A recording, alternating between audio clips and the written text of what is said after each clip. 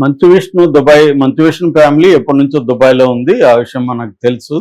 So ఇప్పుడు Dubai మీద కూడా ఇరాన్ బాంబుల దాడి మొదలుపెట్టింది. దాని తర్వాత చెప్తాను నేను. సో ఈ నేపథ్యంలో మంచు విష్ణు ఒక వీడియో షేర్ చేశాడు. ఆ వీడియోలో అక్కడ ఆకాశం నుంచి ఇవి మ్యూనిషన్ అంటారు, ఆ మ్యూనిషన్లు పడుతున్నాయి. దాంతో పిల్లలు ఆందోళనగా అరుస్తున్నారు.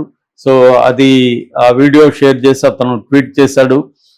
మా ఇంటి దగ్గర బాంబుల దాడికి మా ఇల్లు కూడా కంపించిందని చెప్పాడు. మా పాప ఐరా భయపడిందని చెప్పాడు.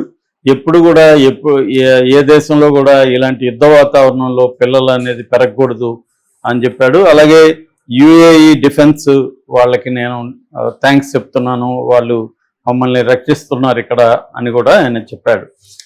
సో ఇది ఇప్పుడు బాగా వైరల్ అవుతుంది. అందరూ కూడా తనకి జాగ్రత్తలు చెప్తున్నారు, సేఫ్గా ఉన్నానని. ఇప్పుడు ఆయనే కాదు, మన మొత్తం దుబాయ్లో ఎక్కువగా ఏంటంటే 80-90% ఫారినర్సే ఉంటారు. అందులో ఇండియా నుంచి ప్రధానంగా ఉంటారు. దాని తర్వాత పాకిస్తాన్, బంగ్లాదేశ్ వీళ్ళు కూడా ఉంటారు. సో ఇండియా నుంచే మొత్తం గల్ఫ్ కంట్రీస్లో 90 లక్షల మంది భారతీయులు ఉంటున్నారు. సో వాళ్ళందరి భద్రత కూడా ఇవాళ టెన్షన్లోకి పడింది.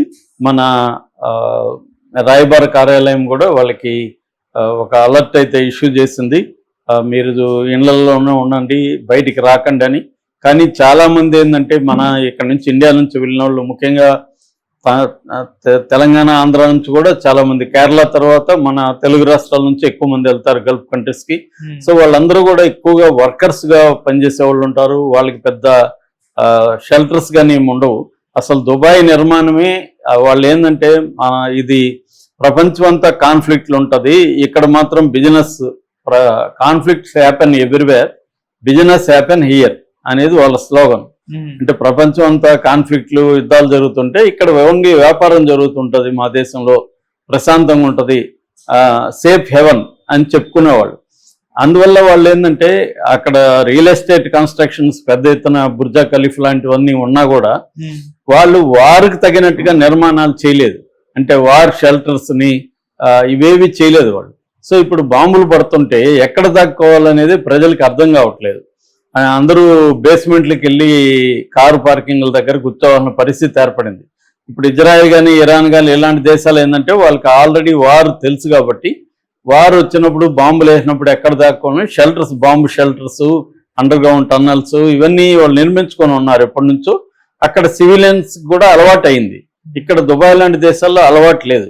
ఇప్పుడేమో సడన్గా ఇరాన్, దుబాయ్, లేకపోతే మొత్తం 7 గల్ఫ్ కంట్రీస్ ఇజ్రాయెల్తో కలుపుకుంటే మిడిల్ ఈస్ట్లో 8 దేశాల మీద ఇరాన్ ఒకేసారి అటాక్ చేసింది. ఇది ఎందుకు చేసింది?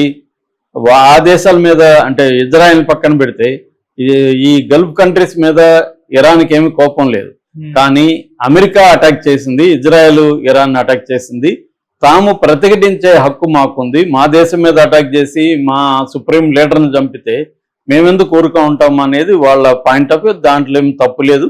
అదే కాకుండా గల్ఫ్ కంట్రీస్ మీద ఎందుకు అటాక్ చేస్తున్నారంటే, గల్ఫ్ కంట్రీస్లో అమెరికా బేసెస్ అంటారు, ఎయిర్ బేస్ కాదు, మిలిటరీ బేసెస్, ఇవి 19 ఉన్నాయన్నమాట. ఈ 19లో ఇప్పుడు వీళ్ళు 7 వాటి మీద అటాక్ చేశారు. అయితే వాటి మీద అటాక్ చేయకుండా వీళ్ళు ఏం చేస్తున్నారు అంటే స్ట్రాటజిక్ ఏవియేషన్ లాజిస్టిక్స్ని దెబ్బతీయడం. అంటే వాళ్ళ దేశాల్లో ఉండే ఎకనామీని దెబ్బతీస్తే వాళ్ళు యుద్ధాన్ని ఆపడానికి ప్రెజర్ తీసుకొస్తారన్న ఒక టాక్టిక్స్తో వీళ్ళు ఇరాన్ వాళ్ళు అటాక్ చేస్తున్నారు. దుబాయ్కి సంబంధించి పామ్ జుమేరియా ఫెయిర్మాంట్ హోటల్ మీద బాంబు పడింది. దుబాయ్ ఇంటర్నేషనల్ ఎయిర్పోర్ట్ ఉంది, దుబాయ్ ఇంటర్నేషనల్ ఎయిర్పోర్ట్లో డ్యామేజ్ అయింది. అక్కడ ఎయిర్ డిఫెన్స్ అడ్డుకున్నాయి కొన్ని. దుబాయ్కి కూడా ఎయిర్ డిఫెన్స్ అయితే ఉన్నాయి కానీ అవి సరిపోయేంత పరిస్థితి లేదు. అట్లాగే అల్ మక్తుమ్ ఇంటర్నేషనల్ 2 ఎయిర్పోర్ట్లు ఉంటాయి దుబాయ్లో, ఇంటర్నేషనల్ ఎయిర్పోర్ట్లు. ఒకటేమో దుబాయ్ ఇంటర్నేషనల్ ఎయిర్పోర్ట్, రెండోది అల్ మక్తుమ్ ఇంటర్నేషనల్ ఎయిర్పోర్ట్. ఈ 2 కూడా క్లోజ్ చేసేసారు. సో ఇప్పుడు బుర్జ్ ఖలీఫా దగ్గరలో కూడా బాంబు పడింది. ఈ వీడియోలన్నీ కూడా వైరల్ అవుతుంది. సో ప్రజలంతా ఇప్పటి వరకు ఏంటంటే దుబాయ్లో పెద్ద నష్టం లేదు. ఒక అబుదాబిలో మాత్రం ఒక పాకిస్తానీ అతను చనిపోయినట్టుగా తెలుస్తుంది ఈ మిసైల్ అటాక్లో. సో కాకపోతే దుబాయ్లో ఏంటంటే ఒక సైకలాజికల్ ఫియర్ అనేది అందరిలో ఉంది. అంటే బయటికి వెళ్ళొద్దని ఆయా దేశాలు చెప్తున్నాయి. సో వీళ్ళు ఇళ్లలో ఉండాలి, అలర్ట్ తెచ్చుకుంటున్నారు ఒకరికొకరు వాట్సాప్ గ్రూపుల్లో ఏం జరుగుతుందని. గవర్నమెంట్ కూడా ఎప్పటికప్పుడు అలర్ట్లు ఇస్తుంది, సెక్యూరిటీని పెంచింది, పోలీస్ స్టాఫ్ని పెంచింది. కాబట్టి మాల్స్ ఓపెన్ అయినా అన్ని జరుగుతున్నాయి, కానీ ఒక ప్యానిక్ అయితే ఉంది. అందుకని మాల్స్ దగ్గర విపరీతంగా వెళ్ళిపోయి ప్యానిక్ పర్చేజ్ అంటారు, పోయి ఇది మళ్ళీ పెద్దదవుతుందేమో, వారు పెద్దదైతే మనకు సరుకులు ఎలాగా అని చెప్పి సరుకులు ఎక్కువ కొనేయడం ఇవన్నీ కూడా చేస్తున్నారని చెప్తున్నారు. ఒక ప్యానిక్ సిచ్యువేషన్, ఎందుకంటే వాళ్ళకి ఎప్పుడూ అలవాటు లేదు, యుద్ధం అనేది తెలియదు. అలాంటిది వచ్చినప్పుడు ఒక ప్యానిక్ సిచ్యువేషన్ అయితే అక్కడ కనబడుతుంది.